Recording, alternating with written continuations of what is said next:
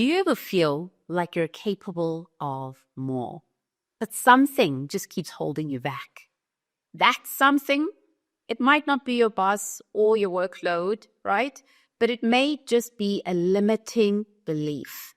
Let's talk about limiting beliefs, what they are, and how they silently sabotage your corporate career. So limiting beliefs, guys, is really just deep-rooted ideas that you hold about yourself.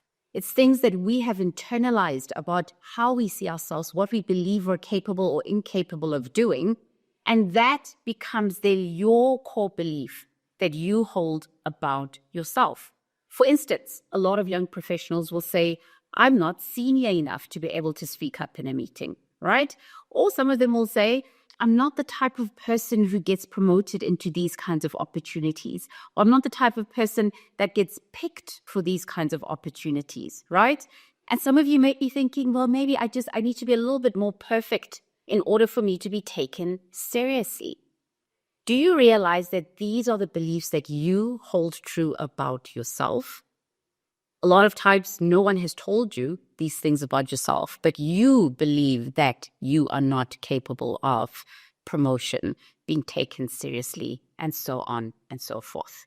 So these beliefs, guys, are what we call limiting beliefs. And without knowing it, these are the beliefs that actually end up shaping the opportunities that you have. They shape the actions and the behaviors that you have on a day-to-day basis.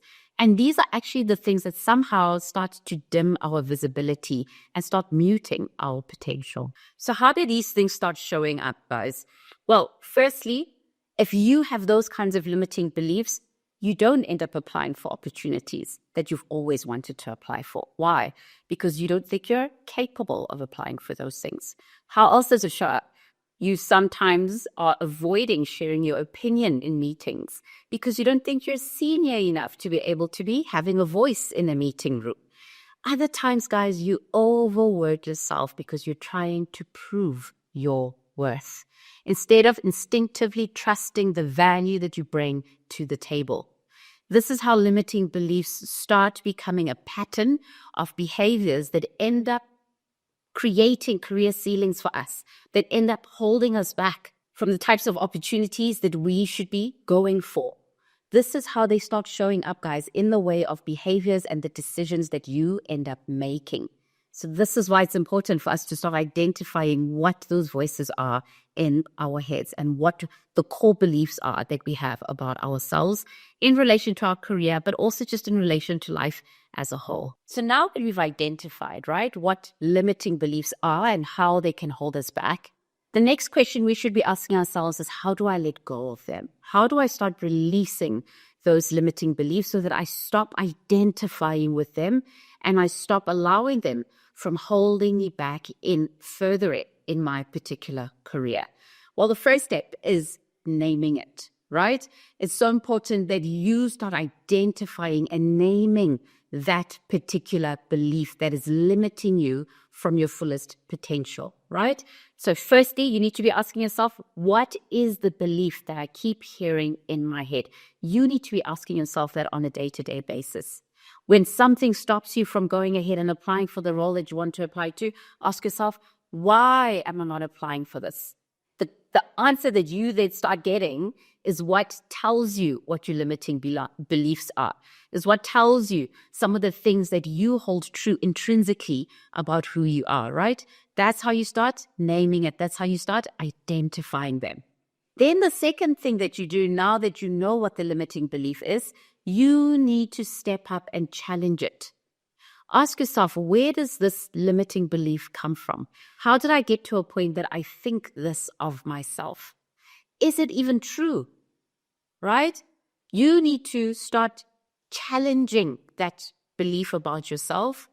And once you start doing that, then you start unraveling why you think that way, why that became a belief of yours, and gives you an opportunity to start reframing it. And that's the next step, right? After challenging it.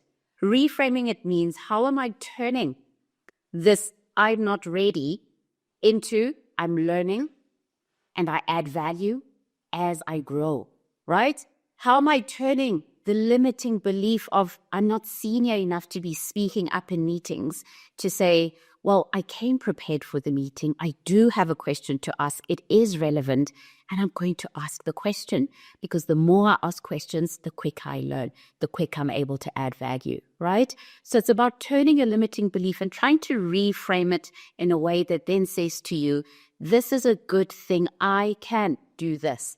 I am capable of doing that, right? So you need to start to reframe anything that you've written down that you think is a limiting belief. Ask yourself, how can I switch that around? Now you've got to a point where you have reframed it. You know, okay, the next time I am feeling like I shouldn't be going for something, that's my limiting belief. How do I challenge it? I told myself this is what I'm going to say. Then the next thing is not to stop there, right? It's about acting on it. Taking those small, bold actions to start dismantling the limiting belief. It's not just good enough for you to say, I've reframed it. Once you've reframed it, take the bold action to speak up. Take the bold action to actually start applying for that particular role, right? Because once you start taking the action, that then starts becoming your way of being confident in yourself and your way of acting on the limiting belief that you have now reframed as something that is positive. So the 4 steps we spoke about, guys, in terms of releasing your limiting belief: name it, challenge it, reframe it, and act anyway. So what I want you taking away today from this particular video is that you don't have to wait to feel fearless in order for you to take bold action, right? You don't have to wait to feel fearless.